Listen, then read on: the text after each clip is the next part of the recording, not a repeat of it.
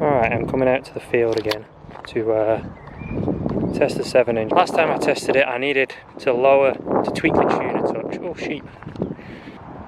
They're dense sheep, they don't know anything. This bad lad, he's a big 7-inch and I put tri-blade props on it today. I had bi-blades on it before. I think these are actually 7.1. They're so close to touching that I have to make sure that these screws underneath are nice and tight because the tips will clip together. And I'm going to fly this little guy, which is a little 3-inch that I've had for ages. Yeah, that's just plugged into the power bank so it can pick up the sats. Whatever makes it break, but I got it where I want it now. Whoa, it was never my intention to break, to steal it all away from you now.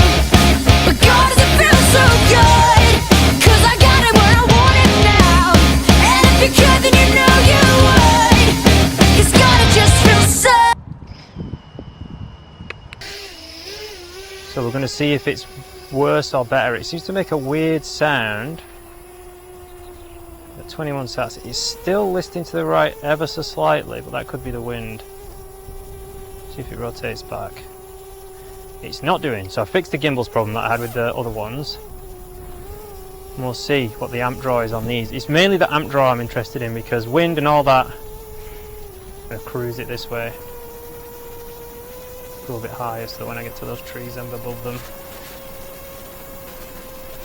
I know I comfortably got to the other end of this field easy.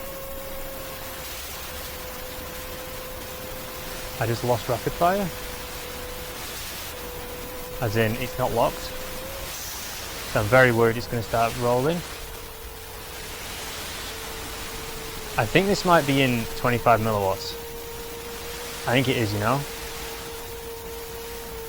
Because, yeah, we got it back. I'm getting the snow of like being far away, even though I'm not far away. And the other day I was setting up smart audio on it. Right, now we should be on the big broad tower. This thing flies really nice actually. It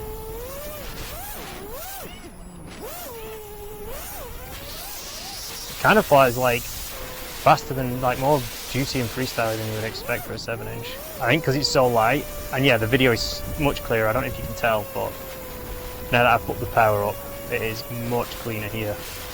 Like there's no snow whatsoever. So that gives me some confidence that I can get, what was I, down the end of this field? I was beyond this tree line down here, I think. What's that? Home point is 700 meters away. So 700 meters with 25 milliwatts gives me a lot of faith in the video system at least. But it's the cruising amps draw that I'm looking for. This does seem to give me less. I'm at 40 something throttle, it seems to be a bit less. I'm going to wait for it to get, it's got sats. I'm going to try test return to home. So I'm just going to go, this will be my home point here where I am.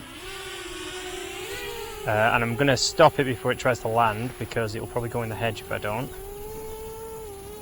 So I'm not going to truly fail-safe it, I'm just going to flick the switch for it. And I'm going to go in line with these, so then it'll somewhere hopefully between these two tracks if it just falls out of the sky. You have to be more than 50 meters away, so now I'm 250 meters away. I feel like that should be fine. Let's face the right direction and see what happens when I press the button.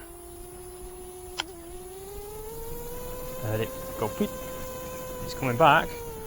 It's got a wonky angle. I'm controlling the throttle, but it's not doing anything. It's giving it a lot of beans. This looks pretty good. It would at least be enough to take it out of that because I don't want it to try and land. That would definitely be enough for it to get me back where I could regain video, get back into the, you know what I mean? Get back, get the drone back if I've fail-safed. I've got this video, the comparison of the end screen when just before I disarmed the quad, showing what distance travelled and all that was, and it seems to be about 1 kilometre extra on the tri-blades, and there is like an extra 100 mi used, but that's sort of just me hovering around home a little bit using like very low terrain. I don't think there's much difference in the flights, but there's a decent difference in the performance. So I'll probably be sticking with the tri-blades, and then I've got to put a beeper on it, and then that'll sort of be it. Yeah, let me know what you think. Let me know what your long range setup is, and maybe I'll post a Tri-Blaze video full length some point.